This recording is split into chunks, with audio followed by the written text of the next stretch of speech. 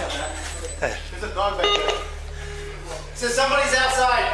Someone's outside in the back? In the back? There's a dog in the back there. Here we get info directly from her.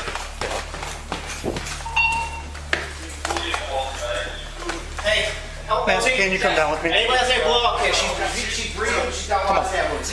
I think Zach just said he had a Kejadian ini berlangsung pada pagi hari tanggal 24 Februari 2023 yang jatuh pada hari Jumat di sebuah rumah besar di Stablebrook Way, lingkungan kelas atas di Herndon, Virginia. Panggilan darurat 911 dilakukan sekitar pukul 7:47 pagi. Fairfax County 911, where's your emergency? Hello, Fairfax County 911. Namun dalam rekaman panggilan itu hampir tidak ada kata-kata yang jelas terdengar, hanya suara rintihan pelan sebelum panggilan tiba-tiba terputus. Sekitar 15 menit kemudian, panggilan kedua dilakukan. Kali ini suara seorang wanita terdengar merintih dan mengerang, seolah terlalu terguncang untuk bisa memberikan alamat lokasi kejadian kepada petugas. Namun kemudian seorang pria mengambil alih telepon dan memberikan alamat rumah tersebut. Ia mengatakan kepada operator bahwa ia baru saja menembak mati seorang pria yang telah menikam istrinya sampai tewas. Polisi segera tiba di lokasi, dan apa yang mereka temukan di dalam rumah itu sungguh mengejutkan. TKP digambarkan sebagai pemandangan yang mengerikan dan brutal. Di dalam rumah itu terdapat 5 orang, 2 di antaranya telah meninggal dunia. Bahkan salah satu dari mereka dibunuh dengan cara yang sadis. Rumah tersebut adalah milik Brandon Banfield dan istrinya, Christine. Mereka tinggal di sana bersama putri mereka yang berusia 4 tahun dan seorang pengasuh bernama Juliana Perez Magalhaes. Di TKP juga terdapat seorang pria lain bernama Joseph Ryan. Korban tewas di dalam rumah itu adalah Christine Banfield dan Joseph Ryan. Christine ditemukan tewas dengan luka tusukan yang sangat brutal, sementara Joseph Ryan tewas akibat 2 tembakan. Rumah di 13230 Stablebrook Way, Herndon, Virginia merupakan milik pasangan Brandon dan Christine Banfield, masing-masing berusia 39 dan 37 tahun. Mereka telah menikah selama sekitar 10 tahun dan memiliki seorang putri bernama Valerie. Christine bekerja sebagai perawat di unit perawatan intensif anak dan dikenal sebagai ibu yang sangat peduli serta aktif dalam komunitas. Dia sering mengatur acara dan playdate bagi anak-anak di lingkungan sekitar. Sebelum menikah, Christine bernama Christine Benson dan berasal dari Long Island, New York. Sementara itu, Brandon bekerja untuk IRS atau Badan Pajak Amerika sejak 2009 dan belakangan ditugaskan di Divisi Investigasi Kriminal yang menjadi alasan kepindahan keluarga mereka dari New York ke Virginia. Namun, bagaimana bisa Christine ditikam hingga tewas di rumahnya sendiri? Dan siapa sebenarnya Joseph Ryan, pria yang ditembak mati di tempat yang seharusnya bukan rumahnya? Itulah yang berusaha diungkap oleh para penyelidik.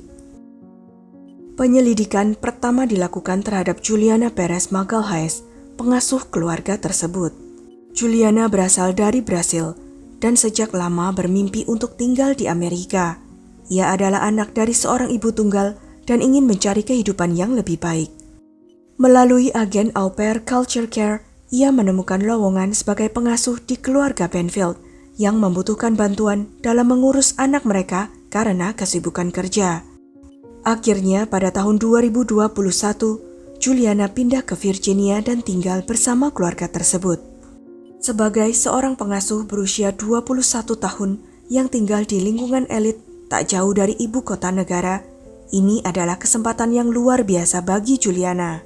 Ia juga merasa bahwa keluarga Banfield adalah orang-orang yang baik dan menyayanginya. Christine bahkan mendukung program Au Pair dan sering membagikan pendapatnya di media sosial bahwa para pengasuh seperti Juliana seharusnya diberikan visa yang lebih baik. Keluarga Banfield juga sebelumnya memiliki pengasuh lain dari Brasil bernama Amanda, yang juga mereka anggap seperti keluarga. Menurut Juliana, pagi itu ia meninggalkan rumah sekitar pukul 7 pagi bersama Valerie, putri keluarga Banfield, untuk pergi ke kebun binatang. Pada saat itu, Brandon sudah berangkat kerja, sementara Christine masih berada di rumah bersiap untuk bekerja nanti siang. Saat dalam perjalanan, Juliana tiba-tiba teringat bahwa ia lupa membawa bekal makan siang yang sudah ia siapkan di lemari es. Ia pun memutar balik mobil dan kembali ke rumah. Namun ketika sampai di depan rumah, ia melihat ada mobil asing terparkir di luar. Saat itu juga, ia melihat seorang pria yang tidak dikenalnya masuk ke dalam rumah. Juliana yang sudah tinggal di sana lebih dari 1 tahun merasa ada yang tidak beres. Ini bukan waktu bagi kurir atau tukang pos untuk datang. Merasa curiga, ia segera menelepon Christine, tetapi tidak ada jawaban. Ia kemudian menelepon Brandon yang sedang bekerja. Brandon merasa ada yang aneh dan segera memutuskan untuk pulang. Sementara itu, Juliana menunggu di luar bersama Valerie sampai Brandon tiba. Setelah Brandon sampai di rumah, mereka masuk bersama. Juliana membawa Valerie ke lantai bawah, sementara Brandon naik ke lantai atas. Tak lama kemudian, Juliana mendengar suara teriakan dan kegaduhan dari atas. Ia mendengar Brandon berteriak, "Lepaskan pisaunya!" Juliana kemudian bergegas ke atas, dan Brandon dengan cepat menyuruhnya mengambil pistol cadangan dari brankas. Ia memberikan kode brankas kepada Juliana, yang kemudian mengambil senjata itu. Saat kembali, ia melihat seorang pria dengan pisau di tangan menodongkan senjata tajam itu ke leher Christine. Brandon lalu melepaskan tembakan diikuti oleh Juliana. Tembakan pertama yang mengenai kepala pria itu dilakukan oleh Brandon. Tembakan kedua yang mengenai dada dan menjadi tembakan fatal dilepaskan oleh Juliana. Namun sayangnya, Christine sudah tergeletak tidak bernyawa dengan luka tusukan di sekujur tubuhnya. Apakah ini adalah kasus perampokan yang berujung tragis? Siapa sebenarnya pria ini?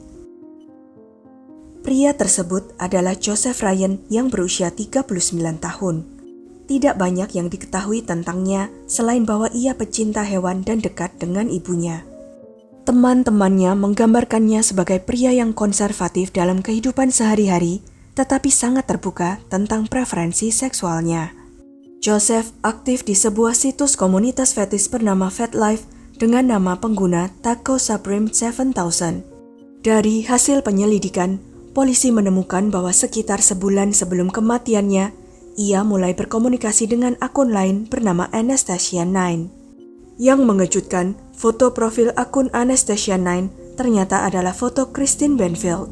Dari pesan-pesan mereka di aplikasi Telegram, terungkap bahwa Joseph dan Anastasia9 sering berbicara tentang fantasi seksual ekstrim, termasuk blood play yang melibatkan pisau.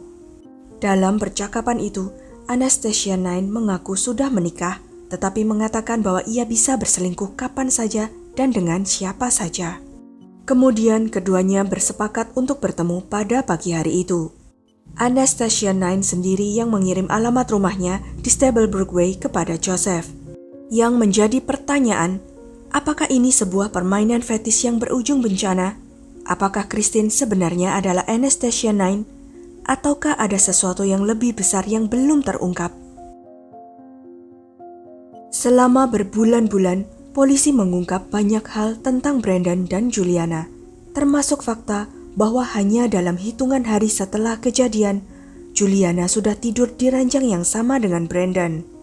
Ternyata hubungan mereka sudah berlangsung diam-diam selama beberapa bulan sebelum pembunuhan itu terjadi. Polisi menemukan bahwa Brandon dan Juliana mulai menjalin hubungan tak lama setelah Juliana pindah ke rumah keluarga Benfield. Mereka bahkan sempat berlibur bersama tanpa sepengetahuan Christine. Seiring waktu, dugaan muncul bahwa mereka merencanakan cara untuk menyingkirkan Christine. Alih-alih bercerai, mereka tampaknya memiliki rencana lain. Beberapa bulan sebelum tragedi itu, mereka sering pergi ke lapangan tembak bersama. Selain itu, mereka juga membuat akun di situs FetLife menggunakan foto Christine, yang sebenarnya merupakan foto yang pernah dikirimkan Christine kepada Brandon sekitar waktu pembuatan akun itu. Hal ini menimbulkan dugaan bahwa Juliana atau Brandon berpura-pura menjadi Christine untuk berbicara dengan Joseph Ryan, bahkan sampai melakukan panggilan suara dengannya. Pada pagi hari saat pembunuhan, Brandon seharusnya masuk kerja pukul 7:30. dia meninggalkan rumah lebih awal sebelum pukul 7 pagi, tetapi ternyata tidak pergi ke kantor IRS. Sebaliknya, dia justru berkendara ke McDonald's terdekat dan menunggu di tempat parkir. Saat Juliana meneleponnya pukul 7:37 untuk melaporkan bahwa ada orang asing masuk ke rumah, Brandon langsung pulang, seolah sudah mengantisipasi panggilan itu. Sementara itu, Joseph Ryan tiba di rumah keluarga Benfield untuk pertemuan yang telah direncanakan dengan Anastasia 9. Ketika Juliana dan Brandon masuk ke rumah, suara tembakan pun terdengar. Apa yang benar-benar terjadi di dalam rumah saat itu masih menjadi misteri. Joseph ditemukan tewas dengan 2 tembakan, satu di mata oleh Brandon dan satu lagi di dada oleh Juliana, yang ternyata merupakan tembakan fatal. Dugaan yang muncul adalah mereka sengaja menjebak Joseph dengan berpura-pura bahwa Christine tertarik pada permainan fetis ekstrim, lalu membunuhnya untuk dijadikan kambing hitam atas kematian Christine. Ada banyak kejanggalan dalam kasus ini. Misalnya, mengapa Brandon meminta Juliana mengambil pistol kedua jika dia sudah membidik Joseph yang diduga mengancam Christine dengan pisau? Pertanyaan terbesar yang tersisa adalah, siapa sebenarnya yang membunuh Christine Benfield? Apakah Joseph yang mengira ini adalah bagian dari permainan fetis tanpa sadar benar-benar menyerang Christine? Atau mungkinkah Brandon dan Juliana membunuh Christine lebih dulu, lalu mengatur bukti agar terlihat seperti Joseph yang melakukannya? Yang juga mencurigakan adalah jeda waktu antara 2 panggilan 911. Setelah panggilan pertama, butuh waktu 15 menit sebelum panggilan kedua dilakukan. Waktu yang cukup lama untuk merapikan tempat kejadian perkara dan menyusun alibi. Hanya dalam 8 hari setelah pembunuhan, Brandon dan Juliana mengganti ponsel dan akun iCloud mereka. Juliana bahkan pindah ke kamar tidur utama dan meletakkan bingkai fotonya dengan Brandon di meja samping tempat tidur, seolah-olah menggantikan posisi Christine. Namun semua itu tidak bertahan lama.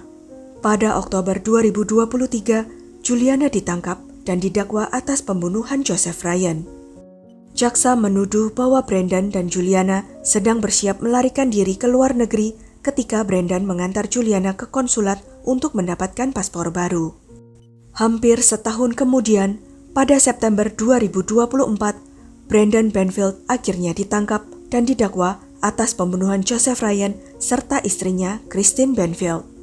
Ia dikenai 4 dakwaan pembunuhan tingkat tinggi, meskipun hanya ada 2 korban, karena kasus ini dianggap sangat keji. Terungkap bahwa alasan Christine tidak menjawab telepon pagi itu adalah karena Brandon telah mematikannya dan menyembunyikannya sebelum pergi.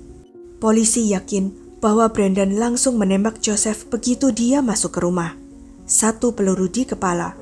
Kemudian menyuruh Juliana mengambil pistol kedua. Saat Juliana kembali dan melihat Joseph masih bergerak, dia menembaknya lagi, kali ini di dada, yang menjadi tembakan fatal. Sementara itu, Christine sendiri dibunuh dengan cara ditikam. Kemungkinan besar Brandon yang melakukannya, atau bisa juga Juliana turut berperan. Dugaan ini semakin kuat karena panggilan 911 pertama tampaknya dilakukan secara tidak sengaja, sehingga mereka butuh waktu 15 menit sebelum menelepon lagi untuk memastikan semuanya sesuai rencana. Kasus ini ternyata sudah direncanakan sejak musim gugur 2023, sekitar 3-4 bulan sebelum pembunuhan terjadi. Juliana dikatakan sempat ingin mundur dari rencana tersebut, tetapi Brandon meyakinkannya bahwa semuanya sudah terlambat. Kereta pembunuhan sudah berjalan. Juliana terancam menghadapi hukuman hingga 10 tahun penjara. Pada Oktober 2024, setelah berbulan-bulan mengirim email ke ibunya di Brasil tentang betapa menderitanya dia di penjara, Juliana akhirnya setuju untuk mengambil kesepakatan pembelaan. Ia mengaku bersalah atas pembunuhan tidak berencana terhadap Joseph Ryan, sehingga hukumannya dikurangi. Jika Juliana bersedia terus bekerja sama dengan jaksa dalam kasus melawan Brandon, kemungkinan besar dia tidak akan menjalani hukuman penjara sama sekali. Juliana dijadwalkan akan dijatuhi hukuman pada 21 Maret 2025. Sementara itu, Brandon tetap menolak berbicara. Dalam setiap interogasi, ia memilih untuk menggunakan haknya untuk tidak memberikan kesaksian. Jika nanti di persidangan Juliana bersaksi melawannya, situasi Brandon akan semakin sulit. Kasus ini dikenal sebagai pembunuhan au pair dan masih terus berjalan. Brandon dijadwalkan akan menghadapi persidangan pada 3 Februari 2025, di mana Juliana diperkirakan akan bersaksi melawannya untuk menyelamatkan dirinya sendiri. Salah satu aspek paling menyedihkan dari kasus ini adalah anak mereka yang kini berusia 5 tahun. Ia kehilangan ibunya karena pembunuhan keji dan ayahnya karena keputusan egoisnya sendiri.